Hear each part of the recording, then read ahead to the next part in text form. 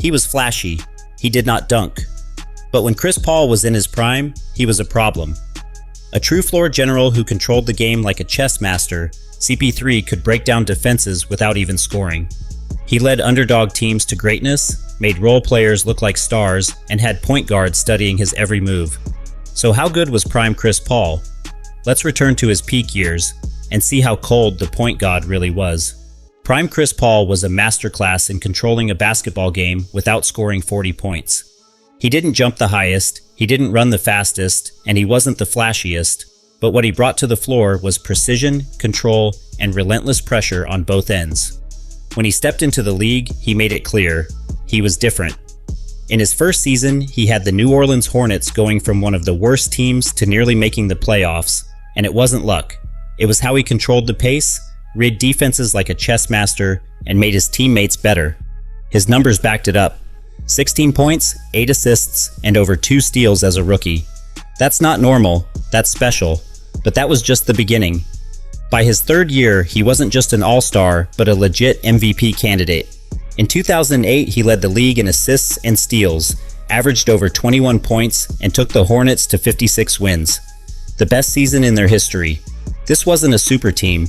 His second best player was David West, and still, they were the second seed in the West. Think about that. In a conference stacked with Kobe, Duncan, and Dirk, a 6-foot point guard led a team of role players into the fight.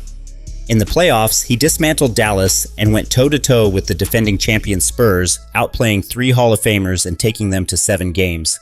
He led that entire series in points, assists, and steals. Let that sink in. What made Chris Paul dangerous wasn't just his passing. He could score too. He had this deadly mid-range jumper from the elbow that defenders couldn't stop, no matter how well they knew it was coming. And defensively, he was a nightmare. Quick hands, insane timing, and the strength to guard guys bigger than him. You couldn't back him down, and if you tried to cross him up, good luck keeping the ball. He led the NBA in steals 6 times. That's more than any other player ever. But despite all this greatness, Paul's teams kept falling short. Injuries, bad luck, and sometimes just the brutal reality of playing in a stacked Western Conference. In 2009, he had a monster season nearly identical to Magic Johnson's MVP years, but his team wasn't good enough. He was 5th in MVP voting and 6th in Defensive Player of the Year. That's how good he was, getting DPOY votes as a point guard. Let that sink in for a second. Still, the biggest knock on Paul's prime has always been the playoffs. And not because he disappeared, because he didn't. It's because his teams couldn't finish.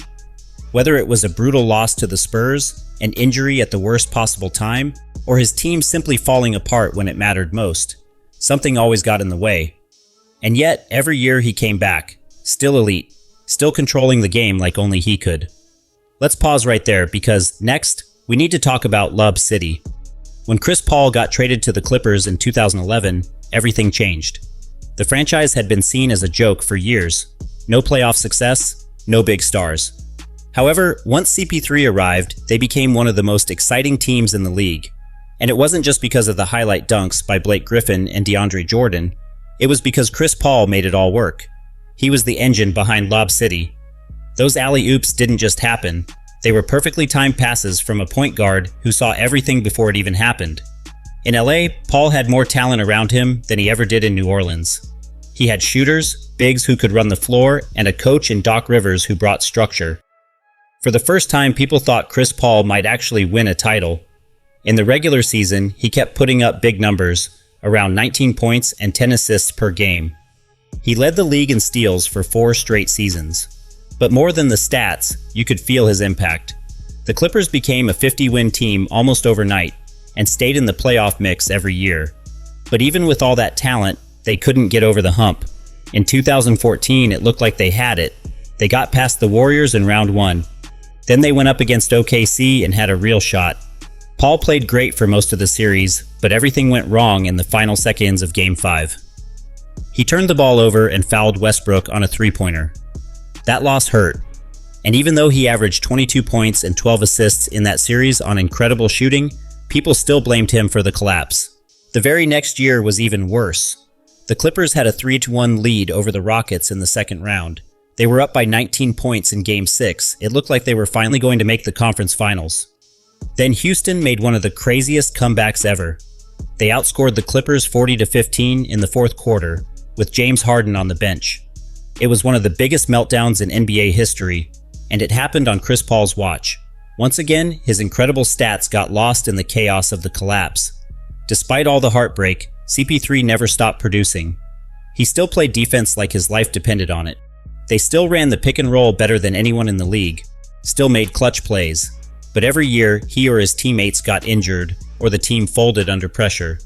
People started asking if he was cursed, if he was just unlucky, or maybe if he wasn't the kind of leader who could carry a team all the way. Eventually, the Lob City era fell apart. Chemistry broke down. There were locker room arguments. Paul, Blake Griffin, and DeAndre Jordan wouldn't win a title together.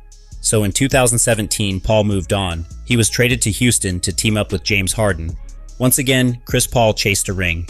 This time, things looked different. This time, it felt like they had a shot.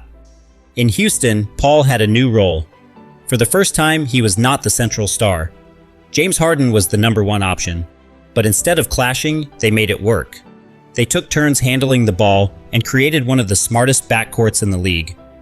Paul's scoring dropped a little, but his efficiency went up. He had more energy late in games because he didn't have to do everything.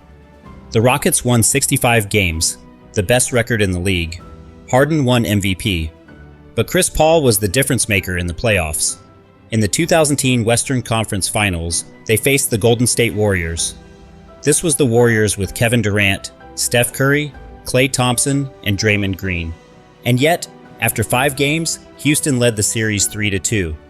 In Game 5, Paul hit clutch shots in the fourth quarter to seal the win. But with less than a minute left, his hamstring gave out. He couldn't play in Game 6 or Game 7. Without him, the Rockets missed 27 straight threes in Game 7 and lost. Many believe that if Paul had stayed healthy, the Rockets would have beaten the Warriors and won the title. The following season, things weren't the same. Chemistry issues started showing.